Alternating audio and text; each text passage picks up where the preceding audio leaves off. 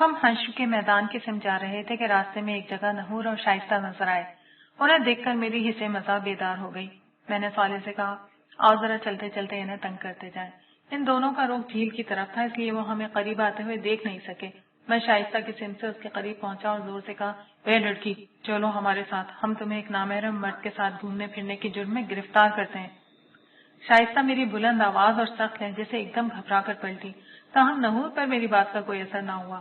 انہوں نے اطمینان کے ساتھ مجھے دیکھا اور کہا، پھر تو مجھے بھی گرفتار کر لیجئے، میں بھی شریک جرم ہوں۔ یہ کہتے ہوئے انہوں نے دونوں ہاتھ آگے پھیلا دیے، پھر ہنستے ہوئے بولے، مگر مسئلہ یہ ہے کہ یہاں نہ جیل ہے اور نہ سزا دینے کی جگہ۔ میں نے کہا، جیل تو یہاں نہیں ہے، مگر سزا ضرور مل سکتی ہے، وہ یہ کہ مغویہ کے ساتھ ہی آپ کی شادی کرا دی جائے۔ ساری زندگی ایک ہی خاتون کے ساتھ رہنا، وہ بھی جنت میں، بہت بڑی سزا ہے۔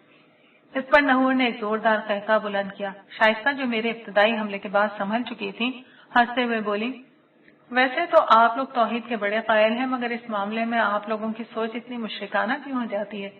نحور نے چہرے پر مصنوعی سنجیدگی لاتے ہوئے کہا، آپ کو معلوم ہے عبداللہ، مشرکوں کا انجام جہنم ہوتا ہے، اس لیے آئندہ آپ شائستہ کے سامنے ایسی مشرکانہ گفتگو مت کیجیے گا، ورنہ آپ کی خیر نہیں۔ صالح نے اس گفتگو میں مداخلت کرتے ہوئے کہا، شائستہ آپ اطمینان رکھیں، یہ عملاً موحد ہیں، ان کی ایک ہی بیگم ہے۔ اس پر نحور مسکراتے ہوئے بولے، یہ ان کا کارنامہ نہیں، ان کے زمانے میں یہ مجبوری تھی، خیر چھوڑیں اسے، یہ بتائیے کہ آپ کی بیگم صاحبہ کہاں ہے؟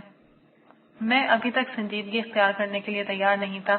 میں نے ان کی طرف شرارت آمیز انداز میں دیکھتے ہوئے کہا، ہمیں بعض دوسرے بزرگوں کی طرح بیگمان کے ساتھ گھومنے کی فراغت میسر نہیں۔ نحور نے بھی اسی لہجے میں ترکی بترکی جواب دیا، لیکن دوسروں کی فراغت کو نظر لگانے کی فرصت ضرور میسر ہے۔ آپ نے مجھے نظر لگا دی ہے۔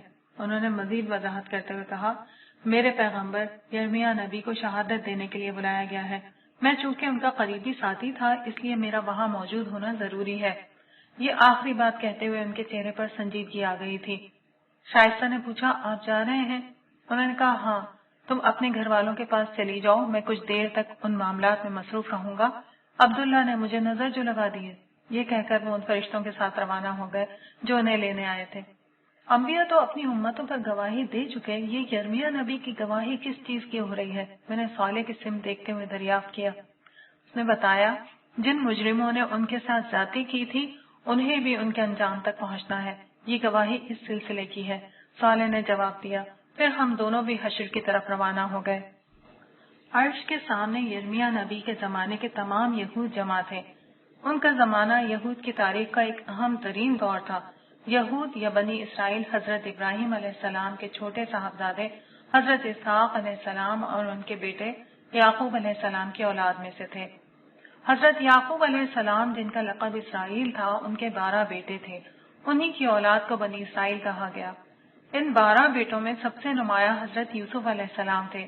حضرت یعقوب اور ان کے 12 بیٹے فلسطین میں آباد تھے، مگر حضرت یوسف کے زمانے میں یہ سب مصر منتقل ہو گئے۔ کئی صدیوں تک یہ مصر میں رہے اور ان کی تعداد لاکھوں تک پہنچ گئی۔ حضرت موسیٰ علیہ السلام کی بعثت کے وقت فرعون نے یہود کو غلام بنا رکھا تھا۔ اللہ تعالیٰ نے حضرت موسیٰ کے ذریعے سے ان لوگوں کو فرعون کے ظلم و ستم سے نجات عطا کی اور ان لوگوں کو ایک امت بنایا۔ کتاب و شریعت ان پر نازل ہوئی، مگر صدیوں کی غلامی نے ان میں بزدلی، شرک اور دیگر اخلاقی عوارض پیدا کر دیے تھے۔ چنانچہ ان لوگوں نے اللہ کے حکم کے باوجود فلسطین کو وہاں موجود مشرکوں سے جہاد کر کے فتح کرنے سے انکار کر دیا۔ بعد میں حضرت موسیٰ علیہ السلام کے جانشین یوشع بن نون کے زمانے میں فلسطین فتح ہوا اور یہ لوگ وہاں آباد ہو گئے۔ اس کے بعد حضرت داؤد اور سلیمان علیہ السلام کے زمانے میں اللہ تعالیٰ نے ان کو ایک زبردست حکومت عطا کی جس کا شہرہ دنیا بھر میں تھا، مگر اس کے بعد ان میں اخلاقی زوال آیا اور ہر طرح کی اخلاقی خرابیاں اور شرک ان میں پھیل گیا۔ انہیں پیغمبروں نے بہت سمجھایا مگر یہ باز نہیں آئے، نتیجتاً ان پر محکومی مسلط کر دی گئی۔ ارد گرد کی اقوام نے ان پر پے در پے حملے کر کے ان کی سلطنت کو بہت کمزور کر دیا۔ جس وقت حضرت یرمیہ علیہ السلام کی بعثت ہوئی، بنی اسرائیل اس دور کی عظیم سپر پاور عراق کی آشوری سلطنت اور اس کے حکمران بخت نصر کے باج گزار تھے۔ اس دور میں بنی اسرائیل کا اخلاقی زوال اپنی آخری حدوں کو چھو رہا تھا۔ ان میں شرک عام تھا، زنا معمولی بات تھی، اپنے ہم مذہبوں کے ساتھ یہ لوگ بدترین ظلم و ستم کا معاملہ کرتے. سود خوری اور غلامی کی لعنتیں عام تھیں. ایک طرف اخلاقی پستی کا یہ عالم تھا اور دوسری طرف سیاسی امنگیں عروج پر تھیں. ہر طرف بخت نصر کے خلاف نفرت کا طوفان اٹھایا جا رہا تھا. ان کے مذہبی اور سیاسی لیڈروں کی ساری توجہ اس بات کی طرف تھی کہ اس سیاسی محکومی سے نجات مل جائے. قوم کی اصلاح، اخلاقی تعمیر، ایمانی قوت جیسی چیزیں کہیں زیر بحث نہ تھیں. مذہب کے نام پر ظواہر کا زور تھا، ایمان و اخلاق اور عمل صالح کی کوئی وقت نہ تھی. ایسے میں حضرت یرمیاہ اٹھے اور انہوں نے پوری قوت کے ساتھ ایمان و اخلاق کی صدا بلند کی. انہوں نے اہل مذہب اور اہل سیاست کو ان کے رویے پر تنقید کا نشانہ بنایا. ان کی اخلاقی کمزوریوں، شرک اور دیگر جرائم پر انہیں تنبیہ کی. اس کے ساتھ ساتھ آپ نے اپنی قوم کو سختی سے اس بات پر متنبہ کیا کہ وہ بخت نصر کے خلاف بغاوت کا خیال دل سے نکال دیں. انہیں سمجھایا کہ جذبات میں آ کر انہوں نے اگر یہ حماقت کی تو بخت نصر قہر الہی بن کر ان پر نازل ہو جائے گا. مگر ان کی قوم باز نہ آئی. اس نے انہیں کنویں میں الٹا لٹکا دیا اور پھر جیل میں ڈال دیا. اس کے ساتھ انہوں نے بخت نصر کے خلاف بغاوت کی، جس کے نتیجے میں بخت نصر نے حملہ کیا. 6 لاکھ یہودیوں کو اس نے قتل کیا اور 6 لاکھ کو غلام بنا کر ساتھ لے گیا. یروشلم کی اینٹ سے اینٹ بجا دی گئی. پورا شہر خاک و خون میں بدل گیا. قرآن مجید نے اس واقعے کو بیان کیا اور یہ بتایا کہ حملہ آور لوگ دراصل قہر الہی تھے، کیونکہ بنی اسرائیل نے زمین پر فساد مچا رکھا تھا. میں اسی سوچ میں تھا کہ صالح نے غالباً میرے خیالات پڑھ کر کہا، ٹھیک یہی کام تمہارے زمانے میں تمہاری قوم کر رہی تھی. وہ علم، تعلیم، ایمان، اخلاق میں بدترین پستی کا شکار تھے، مگر اس کے نام نہاد رہنما اسے یہی سمجھاتے رہے کہ ساری خرابی وقت کی سپر پاورز اور ان کی سازشوں کی وجہ سے ہے. ایمان و اخلاق کی اصلاح کے بجائے سیاسی غلبہ اور اقتدار ہی ان کی منزل بن گیا. ملاوٹ، کرپشن، ناجائز منافع خوری، منافقت اور شرک قوم کے اصل مسائل تھے. ختم نبوت کے بعد ان کی ذمہ داری تھی کہ وہ دنیا بھر میں اسلام کا پیغام پہنچاتے، مگر ان لوگوں نے قوم کی اصلاح اور غیر مسلموں کو اسلام کا پیغام پہنچانے کے بجائے غیر مسلموں سے نفرت کو اپنا وتیرہ بنا لیا. ان کے خلاف جنگ و جدل کا محاذ کھول دیا، ٹھیک اسی طرح جیسے بنی اسرائیل نے اپنی اصلاح کرنے کے بجائے بخت نصر کے خلاف محاذ کھول دیا تھا. چنانچہ بنی اسرائیل کی طرح انہوں نے بھی اس عمل کا نتیجہ بھگت لیا. اسی اثنا میں اعلان ہوا، یرمیاہ کو پیش کیا جائے. تھوڑی دیر میں یرمیاہ علیہ السلام کچھ فرشتوں کی معیت میں تشریف لائے. وہ عرش کے سامنے کھڑے ہو گئے، مگر انہوں نے کچھ کہا نہیں. صالح نے کہا، اللہ تعالیٰ اپنے نبی کا مقدمہ خود پیش کریں گے. صالح نے یہ الفاظ کہے ہی تھے کہ آسمان پر ایک فلم سی چلنے لگی اور تمام نگاہیں ان مناظر کو دیکھنے کے لیے اوپر کی طرف اٹھ گئیں. ایک عظیم تباہی کا منظر تھا. ہر طرف آگ بھڑک رہی تھی، شعلوں کا رقص جاری تھا. جلتے ہوئے مکانات اور املاک سے اٹھنے والے سیاہ بادل آسمان کی بلندیوں کو چھو رہے تھے. فضا میں آہیں، چیخیں اور سسکیاں بلند ہو رہی تھیں. زمین بے گناہوں اور گناہ گاروں کے خون سے رنگین تھی. انسانوں کو بے دریغ مارا جا رہا تھا، گھروں کو لوٹا جا رہا تھا. خواتین کی ناموس گلی کوچوں میں پامال ہو رہی تھی. یروشلم کی گلیوں میں ہر طرف عراق کے طاقتور ترین حکمران بخت نصر کے فوجی دندناتے ہوئے پھر رہے تھے. ان کے سامنے ایک ہی مقصد تھا، بنی اسرائیل کے اس مقدس ترین شہر اور اس کے باسیوں کو تباہ و برباد کر کے رکھ دیں. اس افراتفری اور ہنگامے میں کچھ سپاہی ایک کمانڈر کے ہمراہ گھوڑوں پر سوار تیزی سے ایک سمت بڑھ رہے تھے.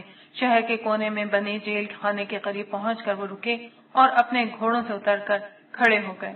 ان کا کمانڈر آگے بڑھا اور جیل خانے میں موجود قیدیوں کی سمت دیکھتے ہوئے پکارا، تم میں سے یرمیاہ کون ہے؟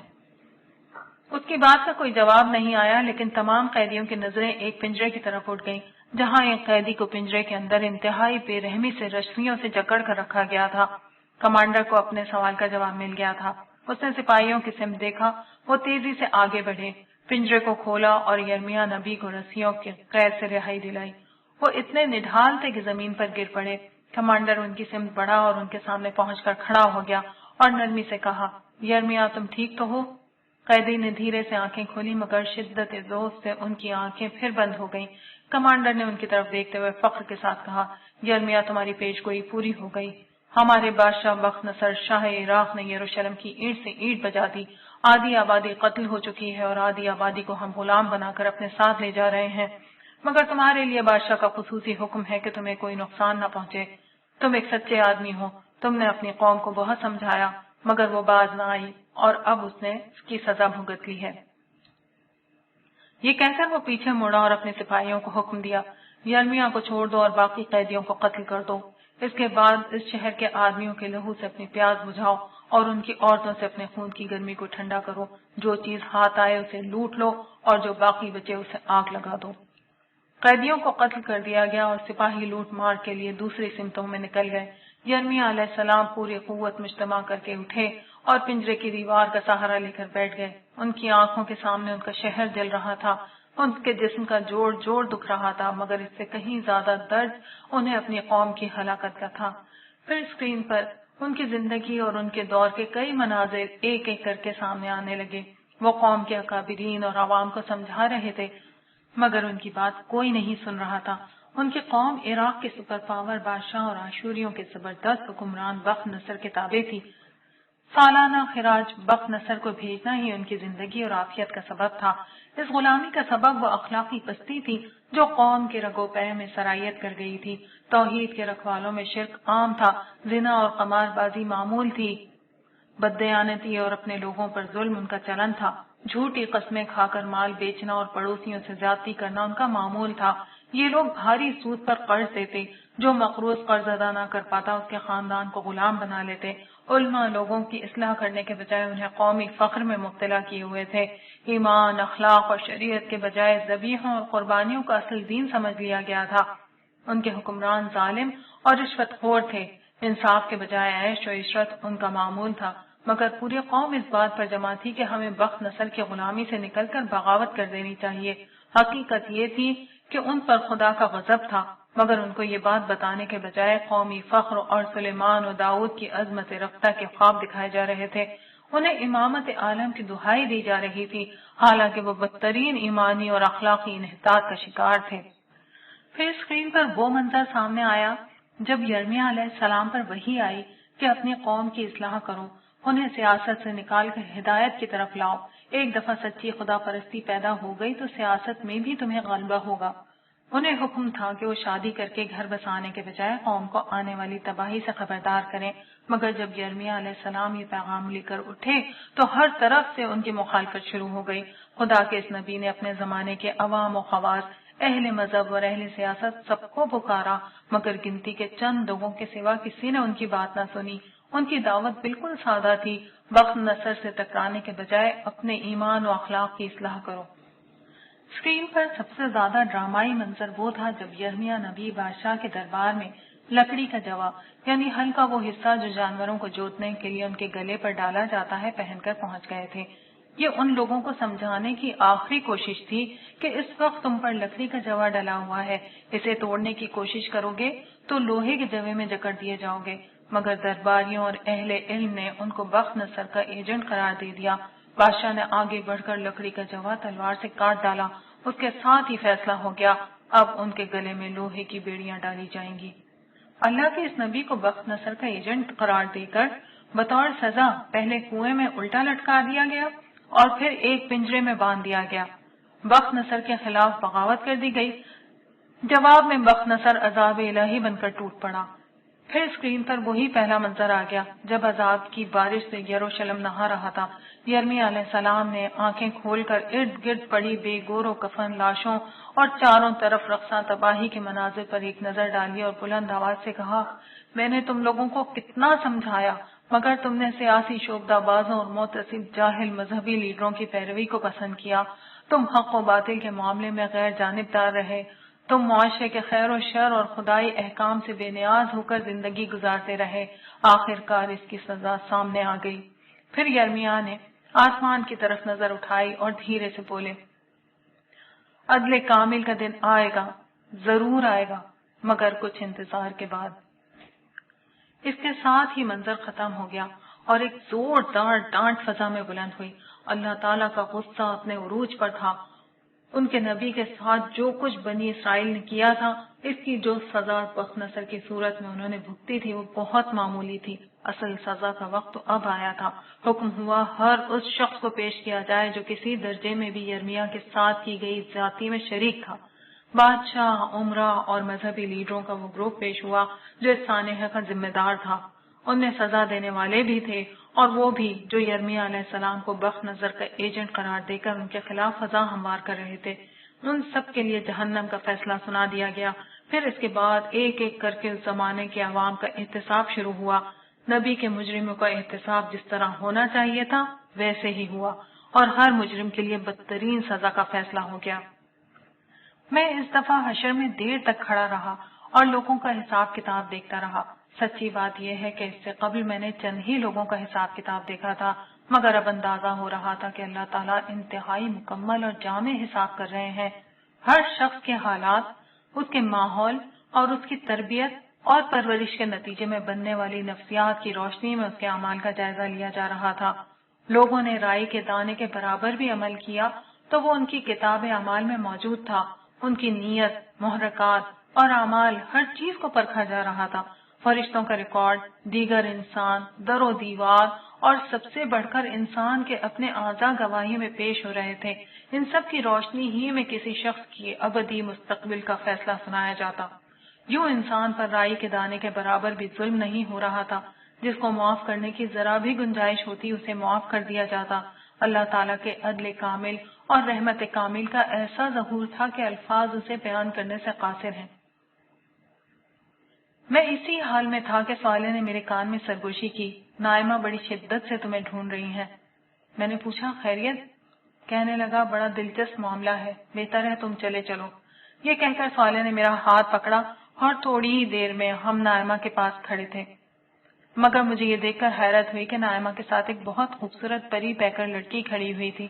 میں نے اپنی یادداشت پر بہت زور ڈالا مگر میں اسے پہچان نہ سکا۔ نائمہ نے خود ہی اس کا تعارف کرایا۔ یہ امورہ ہیں، ان کا تعلق حضرت نوح علیہ السلام کی امت سے ہے۔ یہ مجھے یہیں پر ملی ہے۔ یہ آخری نبی یا ان کے کسی نمایاں امتی سے ملنے کی خواہش مند تھی۔ نبی صلی اللہ علیہ وسلم تک تو میں انہیں نہیں لے جا سکتی تھی، البتہ میں نے سوچا کہ آپ سے انہیں ملوا دوں، آخر آپ بھی بڑے نمایاں لوگوں میں سے ہیں۔ یہ کہہ کر وہ امورہ سے میرا تعارف کرانے لگی۔ اس تعارف میں زمین اور آسمان کے جو قلابے وہ ملا سکتی تھی اس نے ملائے۔ میں نے بیچ میں مداخلت کر کے نائمہ کو روکا اور کہا، نائمہ میری بیوی ہے، اس وجہ سے میرے بارے میں کچھ مبالغہ آمیز گفتگو کر رہی ہیں، البتہ ان کی یہ بات ٹھیک ہے کہ میں آپ کو اس امت کے نمایاں لوگوں بلکہ اپنے نبی صلی اللہ علیہ وسلم سے بھی ملوا دوں گا۔ نائمہ کو میری بات کچھ زیادہ پسند نہیں آئی، وہ جھلا کر بولی، اگر میں مبالغہ کر رہی ہوں تو بتائیں یہ صالح آپ کے ساتھ کیوں رہتے ہیں اور یہ آپ کو کہاں کہاں لے کر جاتے ہیں؟ میں نے جھگڑا ختم کرنے کے لیے کہا، اچھا چلو۔ میں نے ہار مانی، لیکن پہلے امورہ سے تفصیل تعارف تو کرا دوں۔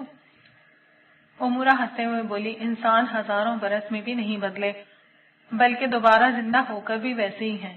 آپ دونوں ویسے ہی جھگڑا کر رہے ہیں جیسے میرے اماں بابا کرتے تھے۔ ان کے اماں بابا سے بھی میری ملاقات ہوئی ہے، نائمہ بیچ میں بولی، مگر یہ اس کا اگلا خوشی سے بھرپور جملہ تھا جس سے مجھے اندازہ ہوا کہ وہ امورہ سے مل کر اتنی خوش کیوں ہے اور کیوں اس نے مجھے میدان حشر سے واپس بلایا ہے۔ اس نے بتایا کہ امورہ کے شوہر نہیں ہے۔ میرے اندازے کی تصدیق صالح نے کر دی۔ وہ میرے کان میں بولا، نائمہ نے تمہاری ہونے والی بہو سے ملوانے کے لیے تمہیں بلایا ہے۔ میرا اندازہ بالکل درست تھا۔ نائمہ جمشید کے لیے دلہن ڈھونڈ رہی تھی اور آخرکار اسے اس کوشش میں اس حد تک کامیابی ہو چکی تھی کہ لڑکی اسے پسند آ گئی تھی، مگر لڑکے لڑکی نے ایک دوسرے کو پسند کیا یا دیکھا بھی ہے یہ مجھے علم نہیں تھا، مگر نائمہ کو اس سے کوئی زیادہ فرق بھی نہیں پڑتا تھا۔ اس کے خیال میں اس کا راضی ہو جانا اس رشتے کے لیے کافی تھا۔ میں نے دریافت کیا، امورہ آپ کے شوہر کہاں ہیں؟ امورہ نے شرمار کر کہا، دنیا میں صرف 15 سال کی عمر میں میرا انتقال ہو گیا تھا۔ میں بچپن ہی سے بہت بیمار رہتی تھی۔ اللہ تعالیٰ کی رحمت نے اس کا یہ بدلہ دیا کہ بغیر کسی حساب کتاب کے میرے لیے جنت کا فیصلہ ہو گیا، اور باقی فیصلے تمہارے ہونے والی ساس کر رہی ہیں۔ میں نے دل میں سوچا۔ صالح کے چہرے پر بھی مسکراہٹ آ گئی۔ پھر امورہ بولی، مجھے آپ لوگوں سے مل کر بہت خوشی ہوئی ہے، جنت میں بھی ہم ملتے رہا کریں گے۔ اچھا اب میں چلتی ہوں، میرے اماں ابا مجھے ڈھونڈ رہے ہوں گے۔ نائمہ بھی اس کے ساتھ جانے کے لیے مڑی تو میں نے کہا، ٹھہرو، مجھے تم سے کچھ کام ہے۔ نائمہ نے امورہ سے کہا، تم وہیں رکو جہاں ہم ملے تھے، میں ابھی آتی ہوں۔ میں نے مذاق میں نائمہ سے کہا، امورہ سے اس کا موبائل نمبر لے لو، اس رش میں کہاں ڈھونڈتی پھرو گی؟ امورہ نے حیرانی سے پوچھا، یہ موبائل کیا ہوتا ہے؟ میں نے کہا، یہ ایک ایسی بلا کا نام ہے جس کے بعد تم نائمہ سے بچ نہیں سکتی۔ صالح نے بیچ میں دخل دیتے ہوئے کہا، میرا یہ خیال ہے کہ امورا اپنی منزل تک پہنچ نہیں سکے گی، میں اسے پہنچا کر آتا ہوں۔ امورا اور صالح کے جانے کے بعد میں نائمہ کو لے کر حوض کے کنارے ایک جگہ بیٹھ گیا۔ میں نے اس سے کہا، تمہیں معلوم ہے تم کیا کر رہی ہو؟ اس نے کہا، ہاں، میں نے جمشید کے لیے امورا کو پسند کیا ہے۔ میں نے کہا، مجھے معلوم ہے، مگر تمہیں معلوم ہے کہ تمہاری پسند سے کچھ نہیں ہوگا؟ وہ کہنے لگی، مجھے معلوم ہے، مگر پچھلی دنیا میں ہما کے تجربے کے بعد اب جمشید میرے سامنے کچھ نہیں بول سکتا، اور امورا کے والدین سے میں بات کر چکی ہوں۔ میں نے کہا، یعنی متعلقہ فریقوں، لڑکا اور لڑکی دونوں کے علم میں یہ بات نہیں، نہ ان کی مرضی لی گئی، اور سب کچھ تم نے طے کر دیا؟ نائمہ، یہ دنیا نہیں ہے، یہاں ہم ماں باپ بس رسمی حیثیت رکھتے ہیں، یہاں وہی ہوگا جو ان لوگوں کی مرضی ہوگی، اس لیے اپنے دل میں کوئی امید باندھنے سے پہلے ان دونوں سے پوچھ لو، اور اگر انہوں نے انکار کر دیا تو اور بہت لڑکیاں ہیں، آج کسی چیز کی کمی نہیں، تم اس معاملے میں بے فکر ہو جاؤ۔ نائمہ خاموش ہو گئی، مگر اس کا ذہن ابھی تک اپنی بہو میں الجھا ہوا تھا۔ میں نے اسے دیکھتے ہوئے کہا، نائمہ، ہمیں پہلی دفعہ یہاں تنہائی میسر آئی ہے، تم کچھ دیر کے لیے اپنی مادرانہ شفقت کو کونے میں رکھ دو اور یہ دیکھو کہ یہاں کتنا اچھا ماحول ہے۔ پھر میں نے اسے کہا، تمہیں یاد ہے نائمہ، ہم نے کتنے مشکل وقت ساتھ ساتھ دیکھے تھے، خدا کا پیغام اس کے بندوں تک پہنچانے کے لیے میں نے اپنی زندگی لگا دی، اپنا کریئر، اپنی جوانی، اپنا ہر سانس اسی کام کے لیے وقف کر دیا، مگر دیکھو نائمہ، میں نے جو سودا کیا اس میں کوئی خسارہ نہیں،